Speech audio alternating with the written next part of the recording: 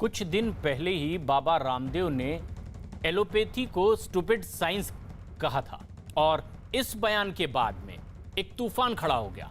हालांकि बाद में बाबा रामदेव ने अपने बयान पर खेद जताया, अपने बयान को वापस लिया, लेकिन इसके बावजूद एलोपैथिक डॉक्टरों की संस्था आईएमए यानी कि इंडियन मेडिकल एसोसिएशन ने उनके खिलाफ मोर्चा खोल दिया है और बाबा रामदेव को मानहानि का नोटिस भेज दिया। इसके बाद भी विवाद थमता दिखाई नहीं दिया, बल्कि और आगे बढ़ा। बाबा रामदेव के खिलाफ कई जगह एफआईआर दर्ज हो गई और अब ये विवाद कहीं ना कहीं आयुर्वेद बनाम एलोपैथ होता नजर आ रहा है। एक तरफ आयुर्वेद के समर्थन वाले लोग हैं जो एलोपैथी पर सवाल खड़े कर रहे हैं, तो दूसरी तरफ बाबा रामदेव के विरोध में भी लोग जुटे हैं। इस पूरे विवाद पर बाबा रामदेव ने हर एक सवाल का जवाब न्यूज 18 इंडिया से एक्सक्लूसिव इंटरव्यू में दिया। योग गुरु रामदेव ने एक बार फिर एलोपैथिक साइंस पर सीधा हमला बोला है। रामदेव के मुताबिक कोरोना से ऐसे लोगों की ज्यादा मौत हुई है जिनके फेफड़े कमजोर थे या फिर जिनका इम्यून सिस्टम कमजोर था। रामदेव ने साथ ही सवाल खड़ा किया कि क्या एलोपैथिक में इम्यून सिस्टम को मजबूत करने का कोई इलाज है। रामदेव के मुताबिक गंभीर बीमारियां ऐसी है जिनका इलाज एलोपैथिक में नहीं बल्कि आयुर्वेद में। आरोप आप पे ये है, अगर मैं आरोप की बात करूं तो आरोप ये है कि बाबा रामदेव ने इस जंग को शुरू करा और आईएमए कह रहा है अब खत्म हम करेंगे इसको।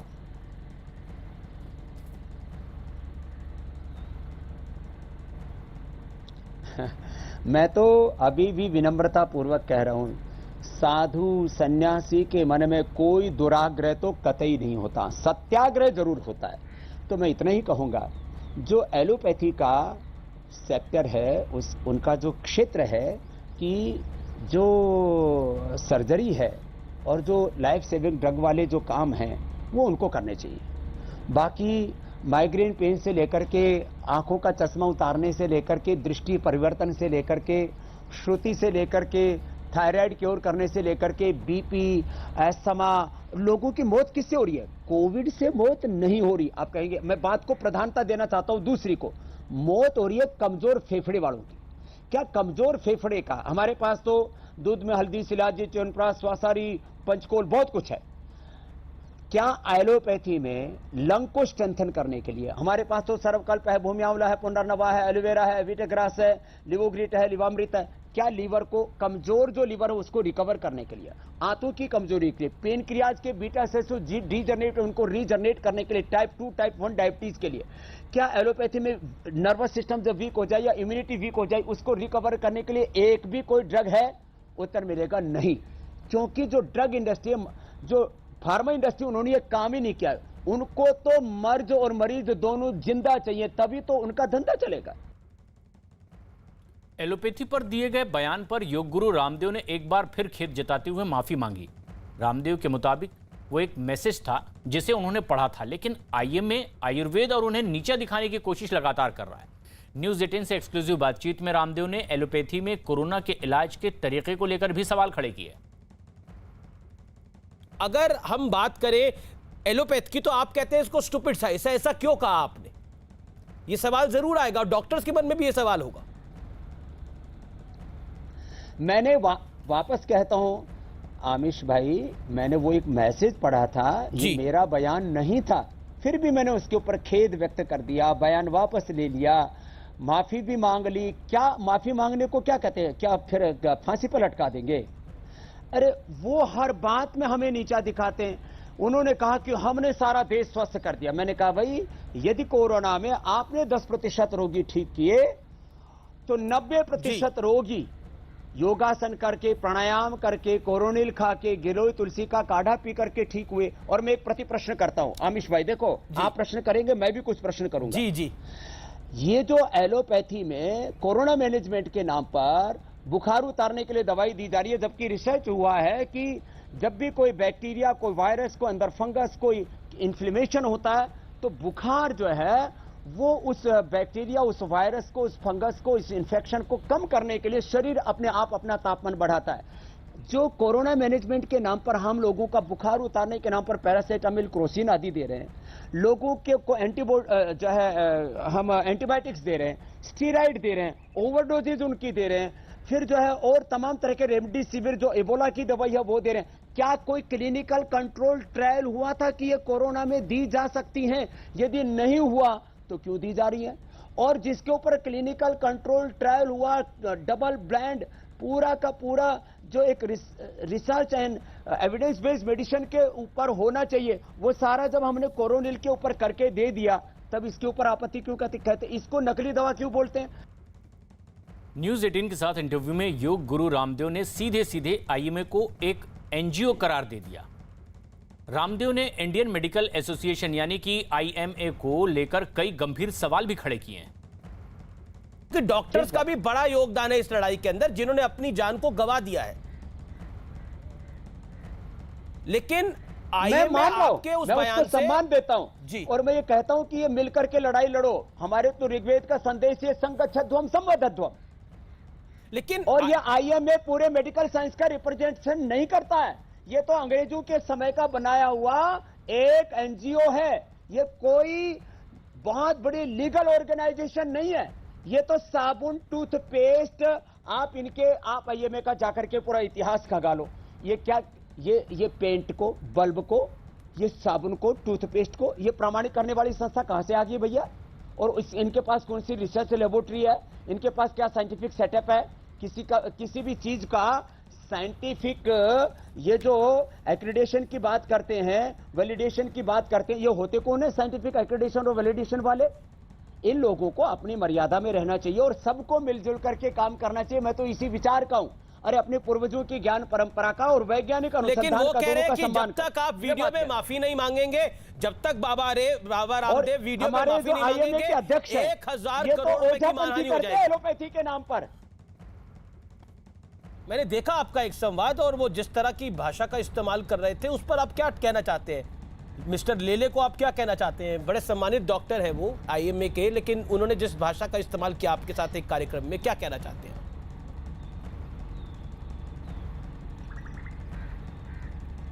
लेले जी का कोई ट्विटर अकाउंट मेरे पास तो 25 उनके मैसेज भेजे हैं। कोई उसको पढ़ लेगा तो वो तो एलोपैथी के नाम पर कलंक है बेचारे।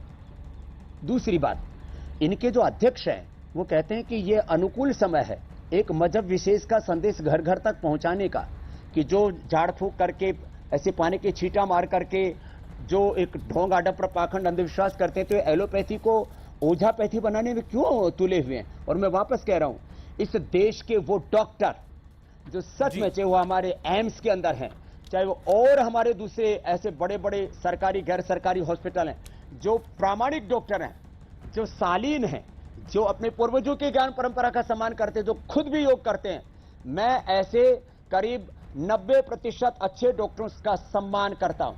वो सच में मानवता के लिए एक भगवान का वरदान है।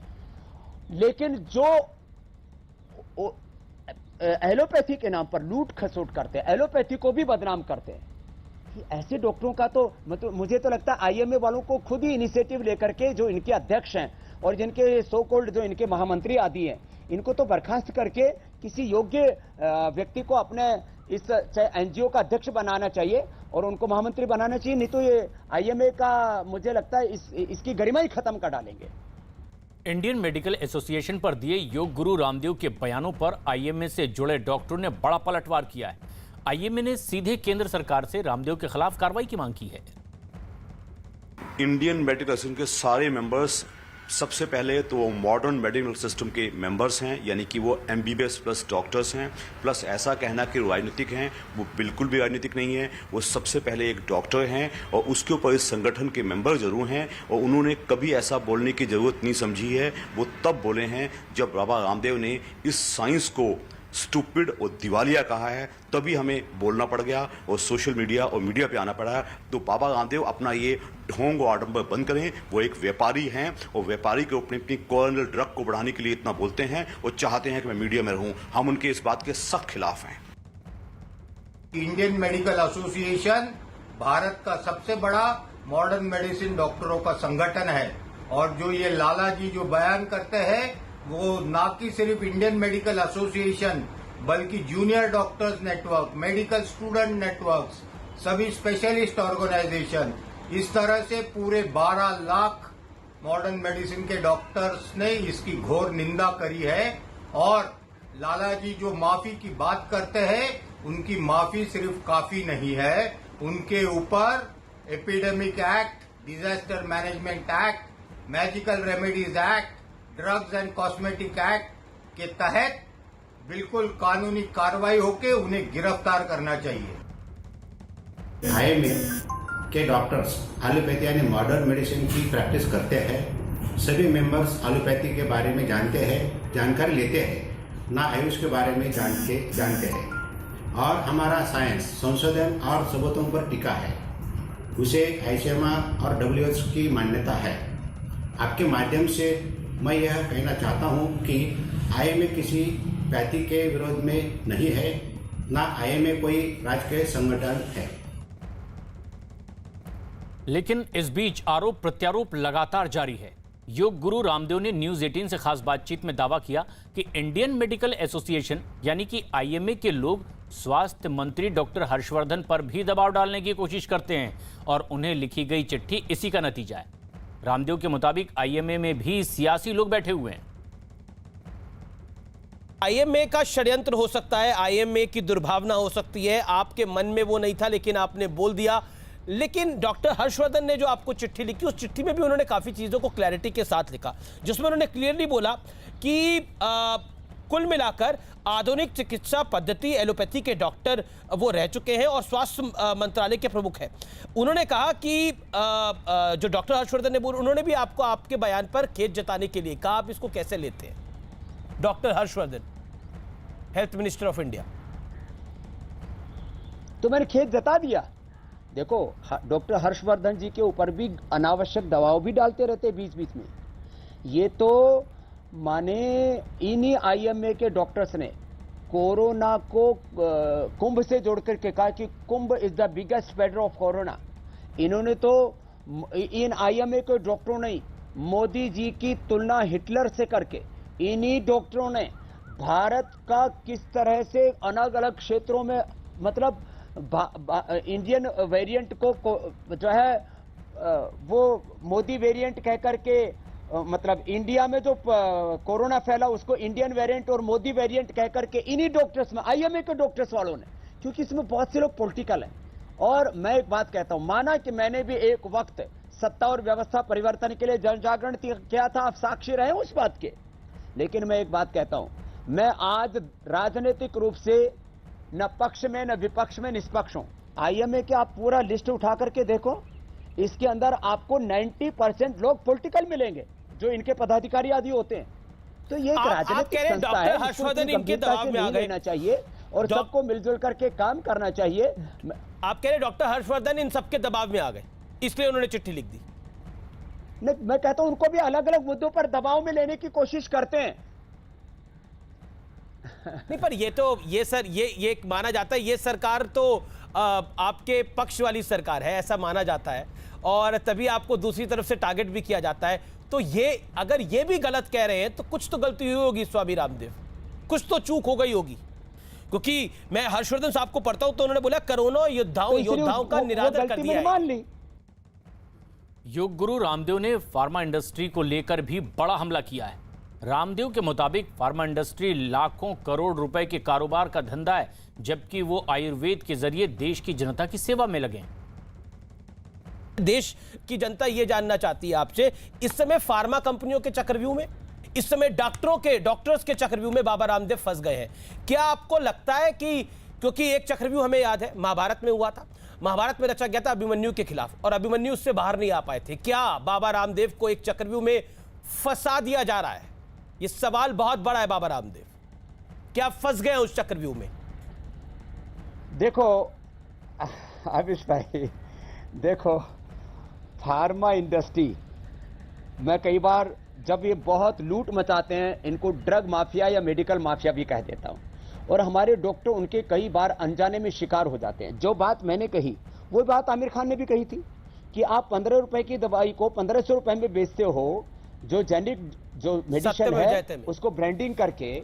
और जब उन्होंने बात की थी कि बेसन टेस्ट की खोल लिया और उसके बाद में और भी बहुत कुछ उन्होंने बातें कही थी कि अनावश्यक ऑपरेशन गैर जरूरी दवा, गैर जरूरी ऑपरेशन, गैर जरूरी जो है टेस्ट, और ये करके 5 से 25 लाख रुपए का जो बिल बनाने का चक्रव्यूह है, मैंने एक व्यक्ति के साथ में कोई धोखा नहीं किया है।